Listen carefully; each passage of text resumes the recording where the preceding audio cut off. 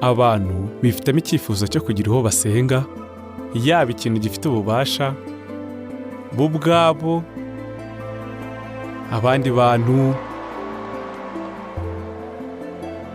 cyangwa amafaranga. Ariko se niki bakwiriye gusenga? ntaratubwira ati rega tina Theogene yiciye imboro n'amabyi, tuza tumukurikiye turiruka turururu, rega mwiseka, bino bintu biranababaje. Barambwira bati uzi ibyabaye ni ibiki? Bati Theogene yikase. Naragiye njya kureba nsanga neza yikase, yamazeho agashati kahindutse amaraso, yicaye hasi arimo aratengurwa.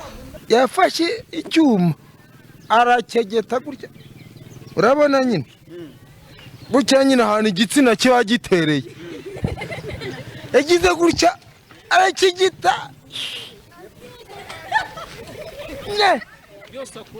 byose avanaho. Theogene yarambabaje nubwo tazi ibyo yazize, ariko yarambabaje. Nahageze bamuterura hano bamujyanye muri ambulance.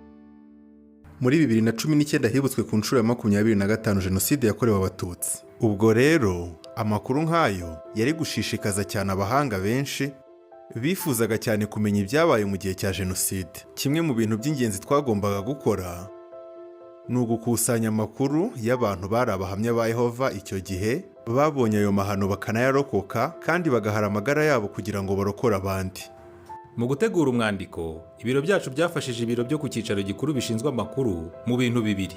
Icya mbere ni ukureba niba ibintu byari gutangazwa ari ukuri. Icya kabiri ni ukureba niba igihe ingingo yategurwaga ibitekerezo by'abahuye na Jenoside byarazirikanywe.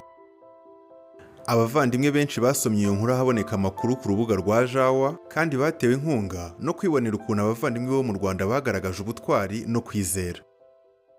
None se Odile, iyo ushubije amaso inyuma ukareba akarengane kageze ku muryango wawe, ubona ari iki cyagufashije kigatuma utaba umurakare?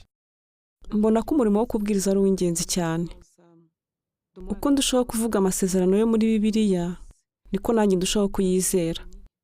Irugero nk'iyo mbwira abandi ibyiringiro by'umuzuko n'imimerere y'abapfuye, ibyo bituma numva ko abagize umuryango wanjye nakundaga abapfuye batababara, ko ahubwo bategereje umuzuko.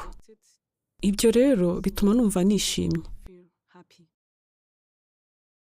Umurongo mpise nibuka nuwo muri Yohana wa mbere igice cya 2 umurongo wa 6 n'uwa 7, aho intumwa Yohana yasubiyemo itegeko Yesu yatanze igihe yavugaga ko tugomba gukundana nk'uko nawe yadukunze. Abakristo b'icyo gihe bari bahanganye n'ibitotezo. Ubwo rero bari bakeneye gushyira mu bikorwa iryo tegeko mu buryo bwihariye. Nibyo koko turakundana, ariko iyo tugeze mu bihe bikomeye nk'iby'abavandimwe n'abashiki bacu bo mu Rwanda banyuzemo, tuba dukeneye ko bagenzi bacu duhuje ukwizera batugaragariza urukundo mu buryo buhuje n'itegeko Yesu yatanze avuga ko dukwiye gukunda bagenzi bacu ku buryo dushobora guhara ubugingo bwacu ku bwabo. Ibyo nigiye hano mu ishuri rya Gileyadi byanyigishije ko ngomba gushyira mu bikorwa iryo tegeko, ngakunda abavandimwe n'abashiki bacu nk'uko Yesu yadukunze. Mwebwe bavandimwe n'abashiki bacu bo mu Rwanda, mwatubereye urugero rwiza mu kugaragaza ubutwari, ukwizera n'urukundo. Kandi rwose mumenye ko tubakunda cyane. Murakoze.